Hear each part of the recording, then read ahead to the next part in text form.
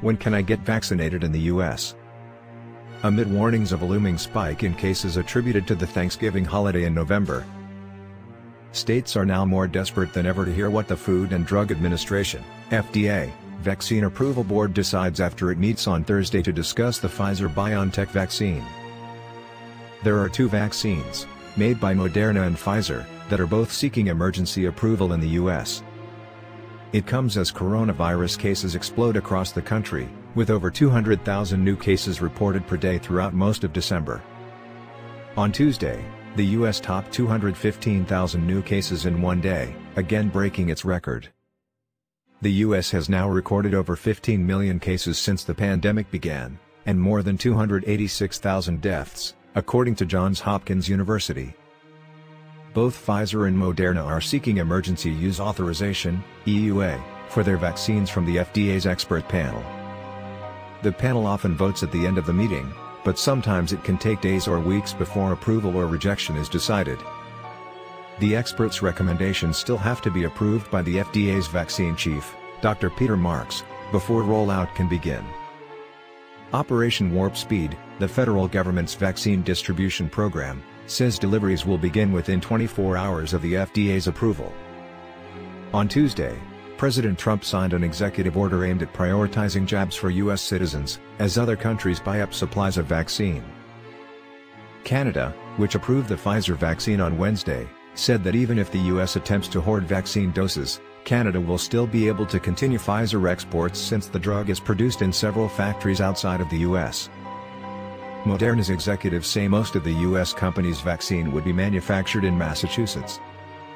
Federal officials at the Centers for Disease Control and Prevention, CDC, agree that the nation's 21 million healthcare workers should be prioritized first, as well the 3 million elderly Americans living in long-term care homes.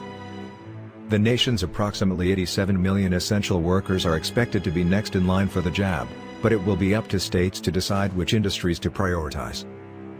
Moncef Slaoui, Operation Warp Speed's chief scientist, said he does not expect the states to make uniform decisions. Officials say vaccinations for groups that are not at a high risk are expected to take place in the spring of 2021. Last week, states submitted their plans for the distribution of their first shipments of the Pfizer vaccine once they are available. Most states have said they will stick with the CDC's guidelines and begin by inoculating healthcare workers, followed by the elderly and those with health risks. Pfizer say they expect to produce enough doses for about 25 million people by the end of 2020. They had earlier pledged to have enough for 50 million Americans by the end of the year, but later said the scale-up of the raw material supply chain took longer than expected. New York's governor has said the state expects to receive doses for 170,000 people in the first rollout.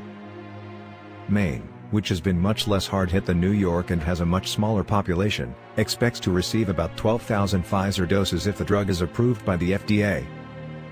For Pfizer, the second jab comes 3 weeks after the first. On Tuesday, the FDA published in-depth data from Pfizer, confirming that its vaccine is 95% effective after 2 jabs. One jab provides 89% protection against severe COVID-19 cases, the agency said. By the following week, both Pfizer and Moderna are expected to have produced enough vaccines for another 10 million people. By the end of the month, both companies are anticipated to have produced enough vaccine for 30 million people. Even as distribution begins, the drug manufacturers must continue to seek full, rather than emergency, approval, as the FDA continues to monitor the vaccines for any side effects. Health experts say the vaccine's arrival does not mean life will immediately return to normal.